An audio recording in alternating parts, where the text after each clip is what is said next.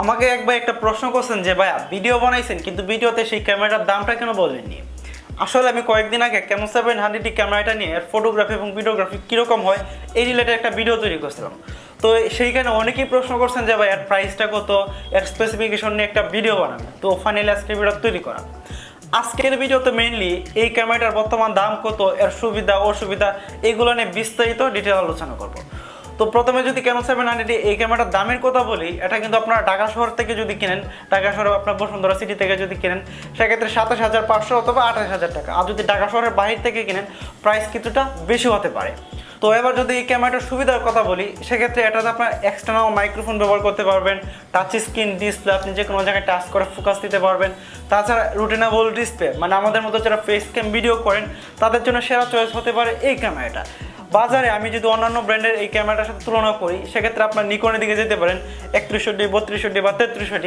এই ক্যামেরাগুলোর সাথে যদি আমি এই ক্যামেরাটা তুলনা করি ক্যানন 700Dর সাথে, সেক্ষেত্রে অনেকটা এগিয়ে থাকবে এই ক্যামেরাটা। কারণ এই ক্যামেরাটা মেইনলি ভিডিওগ্রাফির জন্য তৈরি করা হয়েছে। যদি আপনি ভিডিওগ্রাফিতে বেশি প্রায়োরিটি দেন তাহলে ক্যানন 700D আপনি নিতে পারেন। আর যদি আপনার ফটোগ্রাফি বেশি প্রায়োরিটি থাকে, আপনি জাস্ট ফটোগ্রাফি করবেন বেশি, তাহলে আপনি নিকনের দিকে যাইতে পারেন এই বাজেটে। তো এটাতে আপনার প্রসেসর হিসেবে পাবেন DG5 প্রসেসর এবং 18 মেগাপিক্সেল থাকতেছে। সেক্ষেত্রে আপনি যদি ভিডিওগ্রাফি করেন প্রসেসিং সিস্টেমটা অনেক ভালো আপনাকে সাপোর্ট দেবে। আপনি হাই রেজুলেশন ভিডিওগ্রাফি করতে পারবেন, ফুল এইচডি রেজুলেশন এখানে ভিডিওগ্রাফি করতে পারবেন। এই সুবিধাগুলো কিন্তু এখানে থাকতেছে। তবে সবচাইতে অসুবিধার বিষয় যেটা সেটা হচ্ছে ব্যাটারির ব্যাকআপ এবং অটো ফোকাস। অটো ফোকাস 9টা আছে, তবে অটো ফোকাসের কথা কিছুক্ষণ পরে বলছি, ব্যাটারি ব্যাকআপের কথাটা আগে বলি।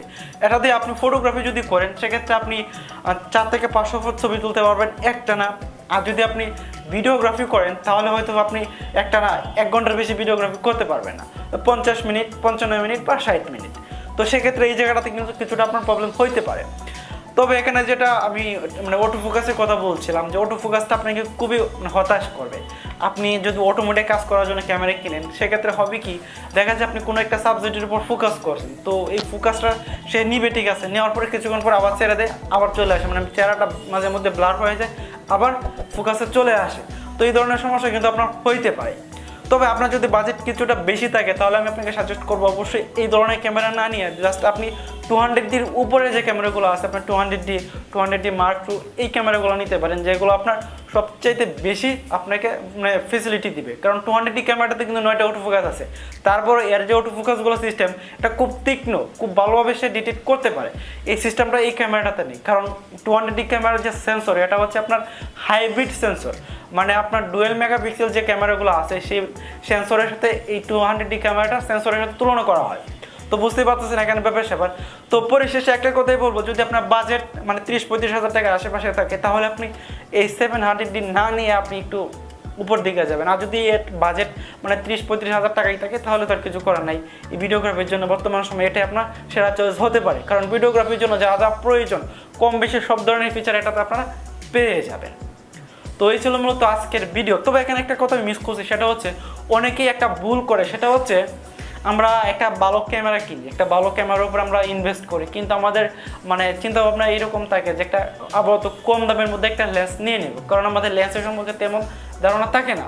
আপনি 1 লাখ টাকা দিয়ে যদি বডি কিনেন আর যদি আপনার একটা কিড লেন্স কিনেন সেক্ষেত্রে আপনার মোবাইল ফোনের মতো ছবি উঠবে। সেই কারণে আপনি যেটা করবেন, আপনি লেন্সটা একটু ভালো দেখে নেওয়ার চেষ্টা করবেন, আপনার বডিটা যেরকমই হোক। আপনি 25,000 টাকা দিয়ে কিনেন, 30,000 টাকা দিয়ে কিনেন, এটা কোনো বিষয় না। সেক্ষেত্রে চেষ্টা করবেন একটু হাই বা একটু ভালো মানের লেন্স নেওয়ার জন্য। 4-5 হাজার টাকার মধ্যে যদি লেন্স নেন, আপনি কিড লেন্স নেন, আপনি ইয়াং ব্র্যান্ডের 50mm প্রাইম লেন্স নিতে পারেন, যেটাতে ফটোগ্রাফি প্লাস ভিডিওগ্রাফি দুটো করতে পারবেন। 1.8 অ্যাপারচারের সেই লেন্সটা, সেক্ষেত্রে আপনার যদি ব্যাকগ্রাউন্ডওয়ালা পিছনের যে ব্যাকগ্রাউন্ডটা দেখা যায় অনেক ব্লার হয়ে যায়, এ ধরনের ছবি তুলতে পারবেন এই লেন্সটা দিয়ে। তো এই ছিল মূলত আজকের ভিডিও। তো আজকের ভিডিও যদি ভালো লাগে অবশ্যই একটা লাইক করে দেবেন। চ্যানেলটা সাপোর্ট করতে চাইলে অবশ্যই চ্যানেল সাবস্ক্রাইব করে পাশে থাকা বেল আইকনটি বাজিয়ে দেবেন।